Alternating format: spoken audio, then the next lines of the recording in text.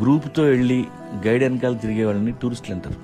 సపరేట్గా వెళ్ళి ఇష్టం వచ్చినవి చూసే వాళ్ళని ట్రావెలర్స్ అంటారు. ఈ రెండు కాకుండా వేరే బ్యాచ్ ఉంది, వాళ్ళని ఎక్స్ప్లోరర్స్ అంటారు.